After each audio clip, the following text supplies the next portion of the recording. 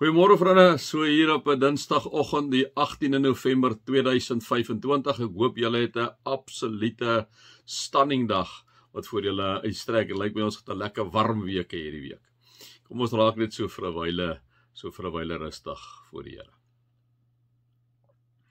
Vader, baie dankie dat ons die voorreg het om te kan asemhaal vandag. Dankie dat ons kan lewe. Dankie Here dat ons kan weet U is by ons. Dankie dat ons weet U het die Gees vir ons gegee. Here, om ook voor ons uit te beweeg. Here, om vir ons te begelei, om vir ons insig, fyn aanvoeling en takt te gee. Ons kom bid dit ook vandag dat U dit deur die Gees in ons sal doen. Amen. Vriende, mag daar vir julle genade en vrede en oorvloed wees omdat julle God ken, Jesus ken en die Heilige Gees ken. Vriende, ek wil letterlik vandag by een versie stil staan en ons het so aangeraak gister by vers 20 van Filippense 1 waar Paulus sê, dit is my vurige verlange en daarna sien ek uit dat ek niks sal doen waarvoor ek my sal hoef te skaam nie. En ek dink hy reflekteer nou 'n klein bietjie terug op hierdie ouens wat dit nou wat die kerkies amper al so opsit en hulle bybedoelings het en dan sê hy man maak nie saakie solank hulle die evangelie verkondig, nee. Maar ek dink ook hy praat oor die algemeen, liewe vriende, wanneer hy sê dit sy vurige verlange dat hy niks sal doen waarvoor hy hom hoef te skaam nie. Ek dink dit is seker een van die grootste goed vriende in ons lewe as ons goed doen waarvoor ons hoef te skaam, nee.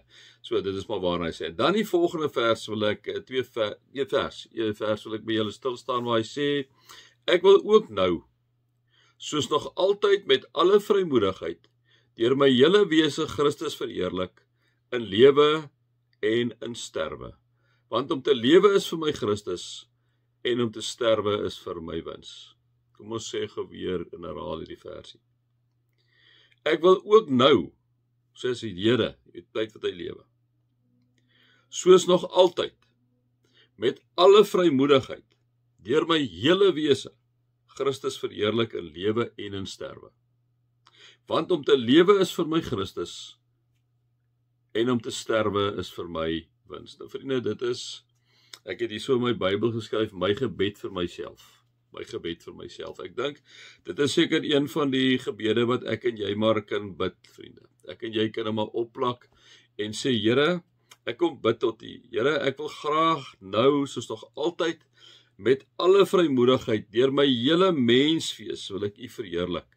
Of ek lewe en of ek sterwe, want om te lewe, Here, is vir my Christus, en om te sterwe is vir my wins. Dat ons dit vir Here Jesus ook sal sê, vriende. Ons kan dit 'n bietjie unpack, bietjie sê, maar wat beteken dit alles? Maar ek dink dit kan maar 'n gebed van ons elkeen wees. Ek dink in die tyd wat ons leef, vriende, en is so dat daar is baie versoekings op ons pad. Maar ek en jy moet ook altyd weet, en ek wil dit weer op julle hart druk, ons is gebroke mense. Maar ons is verloste sondaars. Vriende, dit is so onsaglik belangrik. Vir die sonde wat ek en jy gedoen het, wat ons nog steeds doen, en wat ons nog gaan doen, het Jesus klaar aan die kruis gesterf. Hy het 'n volkome offer gebring, vriende, 'n soenoffer gebring, om ons reg te stel met die Vader. So wanneer ek en jy eendag by God en voor sy troon verskyn, vriende, sal Jesus sê, op grond van hulle feit dat hulle my aangeneem het en my aanbid het, Vader, Pa, kan jy hulle maar vrystel, kom sê, dit is wat Jesus mos maar vir ons kom sê. En dat ons, liewe vriende, want jou duiwel val ons aan, en dan val ons wiele af, en wil hy vir ons kom sê, ag, kyk hoe sleg Christen is jy, man, ag nee, kyk nou net, jy het alweer gefaal, jy het alweer die toets gedop, dink jy nou jy regtig, jy's die moeite werd om 'n kind van die Here te wees? En dan moet ons maar antwoord, nee, ons is nie. Maar weet jy, jou duiwel, wat is die verskil?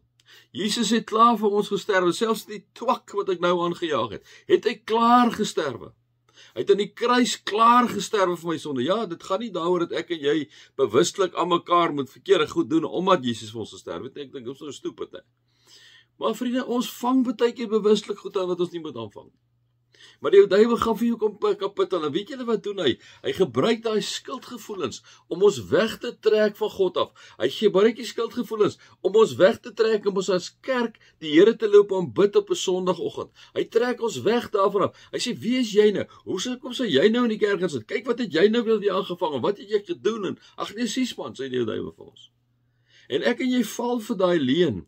Liewe vriende, Jesus is soos daai vader van die verlore seun. Hy's altyd op die uitkyk vir ons. Hy skryf ons nie af nie. Dis ons wat weghardloop. Maar hy's altyd daar, altyd op die uitkyk. So wat ek en jy ook al gedoen het, vriende, Dawid het alles gedoen wat hy kan verkeerd doen. Hy het moord gepleeg en hy het 'n buiteegtelike verhouding gehad, maar hy het 'n buiteegtelike verhouding nie sommer so gehad nie. Hy het seks met die vrou gehad. Sy's verwagtend en op die ouene toe die man nie by hom wil slaap nie, want hy was op die voorfront gewees om te veg, het hy vir Joab gesê sit hom reg voor dat die ouens hom met klippe kan doodgooi. En hy het 'n moord gepleeg. Meer as dit kan jy nou eintlik nie doen nie.